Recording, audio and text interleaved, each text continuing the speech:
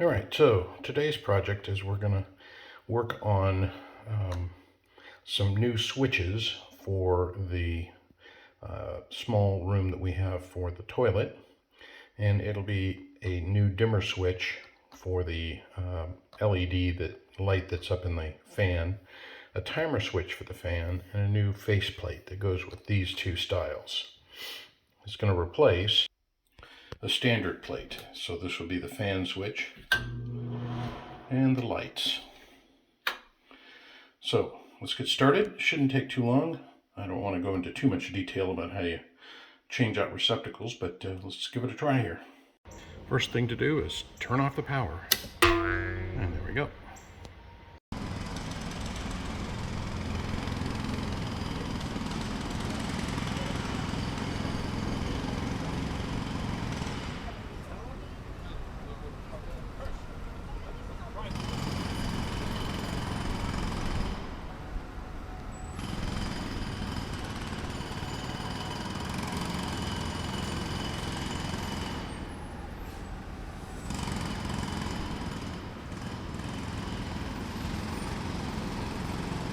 All right, so I've done a few things just because there wasn't room in here for both of us, but so I've wired all the grounds together here. That's all these.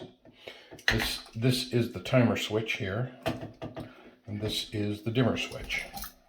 So I've already pushed one wire into the back of the dimmer switch, and I'll do the other one right now. It's pretty simple. It doesn't seem to matter what color goes where, so I'm going to just push them in the way they were. There we go. And you'll notice that the way that the original electrician put this in, they ran a jumper wire from here to here. So, and that's fine. It just means that we've got power coming in, if you might, to that one from there. Or actually, sorry, the power's coming into this one and then across to this one. So it's getting there. Just we'll have to put this one into this switch somehow. So we'll probably just screw it onto the top here. Just so you see this, this is what the original electrician did, is they had a long piece of black wire that came in and they just stripped off a little bit right here. So that goes on to that spot right there. So if you do find, I've seen this a couple of times, but if you do find this, it's no big deal. It just means the wire goes on there as it is. So let's do that. All right, so here's everything hooked together. You can see the wire there. That's the one I was just talking about. That's on there. And these wires are both on here. And in these kinds of switches, they're so tight in the box that they suggest you get rid of these tabs on either side, and then these two switches will slide together.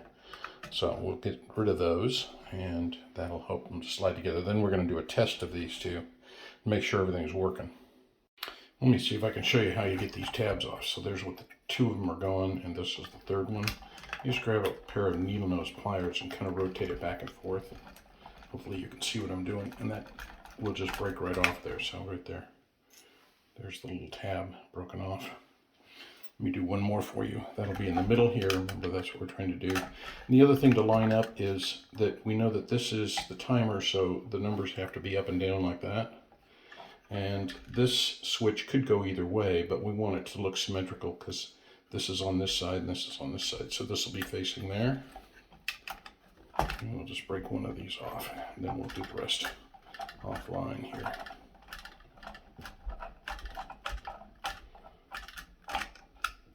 There, okay. So you see how it's done now. All right, so power's back on. You can see there's light. There's lights on here, and that green one, and there's a little light on over here you can just barely see. And we'll turn the light on and off up top. And there it goes down. Doot, doot, doot, doot. And back on. Good. And the fan on and off. And this one we go down. We'll say we want the fan to be on for 10 minutes, or yeah, 10 minutes right there. So that would turn on for 10 minutes and then go off. But right now we'll turn it off. Okay, great. So I'm going to turn the power off again and then screw these in, turn it back on, because one of the tricks in this, because these switches are so big, they're so deep compared to the other switches, the regular light switches, I want to push the grounds all the way into the back, just so nothing touches a ground. So I've already done all that. And we'll go ahead and turn the power off, screw them in, and then turn the power back on, and again, make sure everything's working.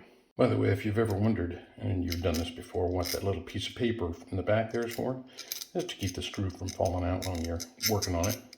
So you got to just twist that little piece of paper off of there, if you're going to reuse these screws, which I have to on one of the switches. So anyhow, that's just a little FYI. All right, so I've screwed these in, those 4 screws that go into the junction box, and I've left them just slightly loose.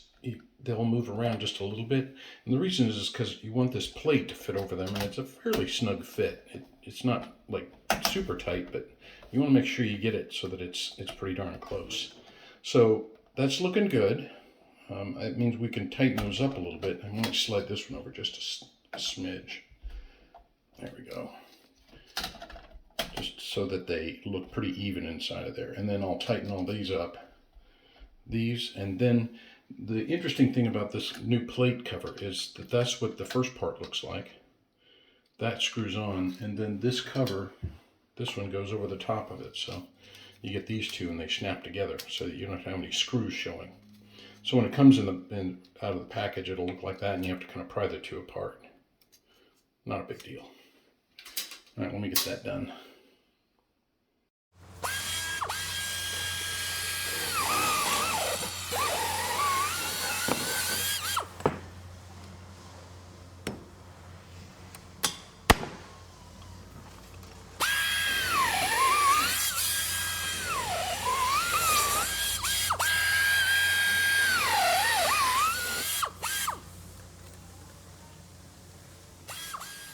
Okay, there it's done. So lights go off, lights go on. There we go. Fan on, fan off. Okay, so we got it done. Thanks for joining me on this little project. I might do a little more adjusting. You can see how this switch is down just a little bit lower than this one, so I might do a little adjusting, but I won't bore you with that. So again, thanks for joining in, and please like and subscribe. Appreciate it. See you on the next video. Bye.